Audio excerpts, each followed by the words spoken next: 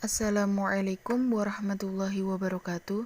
Di sini kami dari kelompok 2 yang beranggotakan oleh Dwi Agustina, Nafiatun Sholihah, Novi Trifristiana Dani, Nisa Harismadani Nur Azizah, Titik Sriwinih, Umi Latifah, dan Widiarsi.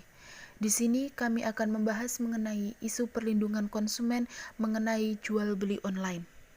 Dapat diketahui bahwa perkembangan teknologi informasi di dunia mengalami kemajuan yang begitu pesat, mulai dari perkembangan teknologi informasi itu sendiri yang telah menciptakan perubahan sosial, ekonomi, dan budaya.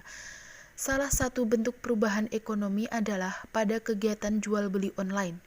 Di Indonesia itu sendiri juga mengalami dampak positif maupun negatif.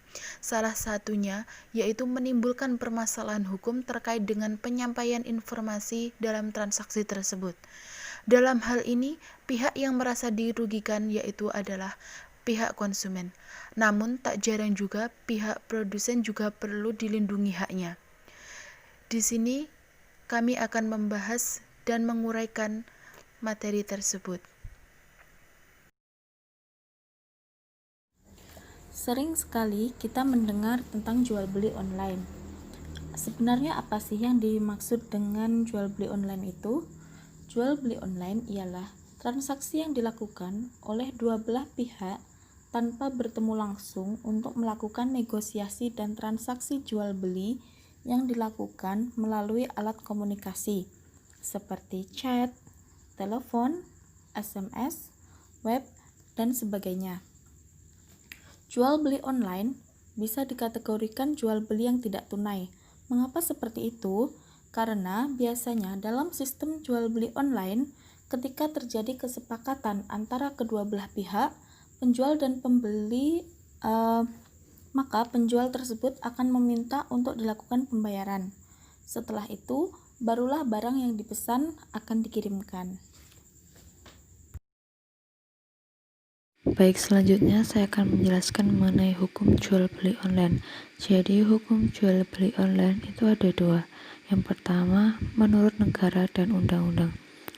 Dalam pasal 13 KUH Perdata dijelaskan bahwa suatu persetujuan adalah suatu perbuatan di mana satu orang atau lebih mengikatkan dirinya terhadap satu orang atau lebih. Untuk sahnya suatu kontrak, maka syarat-syaratnya diatur dalam pasal 1320 KUH Perdata yang menentukan bahwa syarat suatu perjanjian adalah sebagai berikut. Yang pertama, kesepakatan para pihak. Yang kedua, kecakapan untuk membuat perjanjian. Yang ketiga, suatu hal tertentu. Dan yang keempat, sesuatu sebab yang halal. Kemudian yang kedua yaitu hukum jual beli online menurut agama Islam. Jadi di dalam Islam itu boleh diadakan jual beli online, akan tetapi tidak boleh di dalamnya terdapat riba, monopoli, kezaliman, dan juga penipuan. Adapun syarat sahnya jual beli online menurut agama Islam, yang pertama, tidak melanggar ketentuan syariat agama seperti bertransaksi bisnis yang diharamkan, terjadinya kecurangan, penipuan, dan monopoli. Kemudian yang kedua yaitu adanya kesepakatan perjanjian di antara dua belah pihak, yaitu penjual dan pembeli. Jika terjadi sesuatu yang tidak diinginkan antara sepakat alimda atau pembatalan atau fasak. Kemudian yang ketiga itu adanya kontrol, sanksi, dan aturan hukum yang tegas dan jelas dari pemerintah atau lembaga yang berkompeten untuk menjamin bolehnya berbisnis yang dilakukan transaksinya melalui online bagi masyarakat.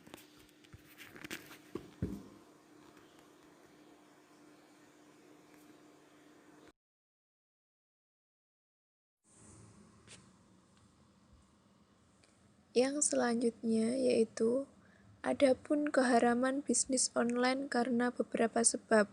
Yang pertama, sistemnya haram, seperti money gambling atau permainan uang. Judi itu haram baik di darat maupun di udara. Yang kedua yaitu barang atau jasa yang menjadi objek transaksi adalah barang yang diharamkan, seperti narkoba, video porno, online seks, pelanggaran hak cipta, situs-situs yang bisa membawa pengunjung ke dalam perzinahan. Yang ketiga, karena melanggar perjanjian atau mengandung unsur penipuan. Yang keempat, dan lainnya yang tidak membawa kemanfaatan, tapi justru mengakibatkan kemudaratan. Yang berikutnya adalah mengenai isu perlindungan konsumen mengenai jual beli online.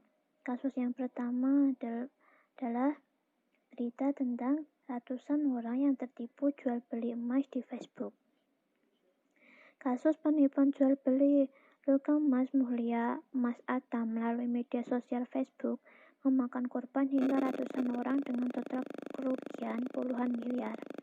Dari ratusan korban, 8 korban diantaranya merupakan warga Batam yang tergiur dengan penjualan emas Atam dengan harga murah. Seseorang wanita berinisial LU, warga Batam, mengaku mengalami kerugian hingga mencapai 170 juta.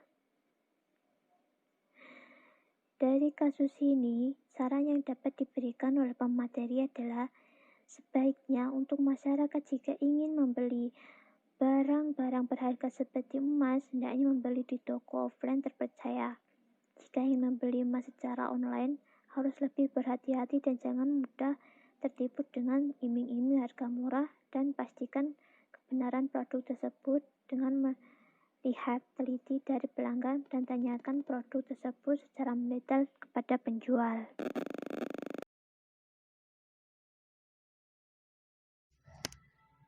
Selanjutnya yaitu isu tentang penipuan jual beli ponsel di Solo.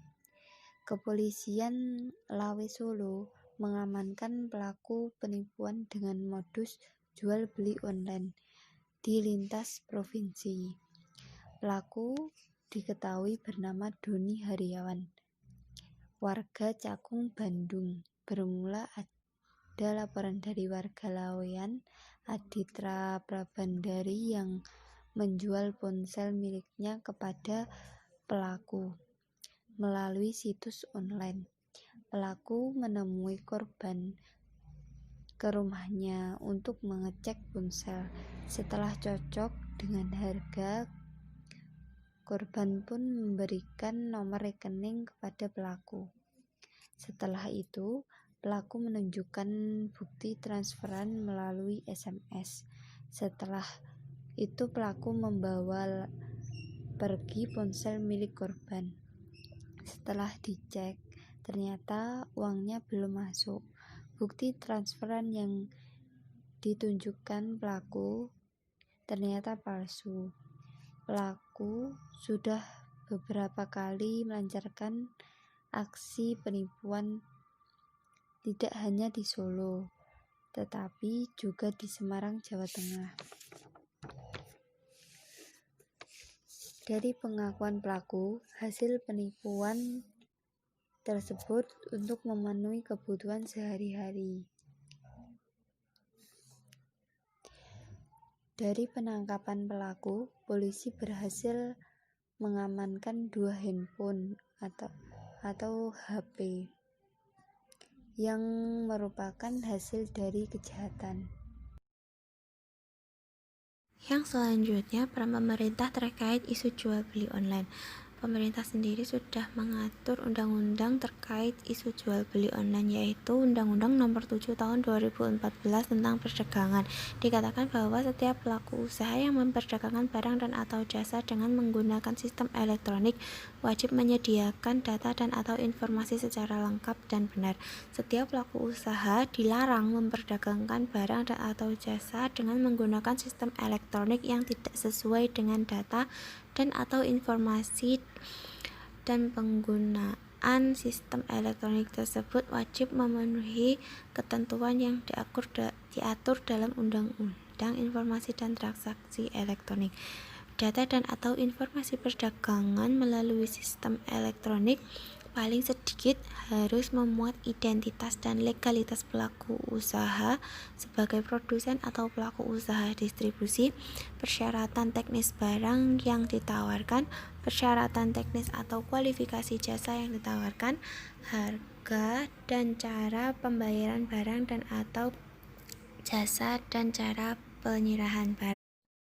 Dengan demikian, apabila pelaku usaha melakukan salah satu tindakan yang menentang hukum atau melanggar dari salah satu ketentuan yang telah disebutkan di atas, maka pelaku usaha dapat dituntut dengan sesuai dengan undang-undang yang berlaku di Indonesia. Terima kasih. Sekian atas presentasi kami. Wassalamualaikum warahmatullahi wabarakatuh.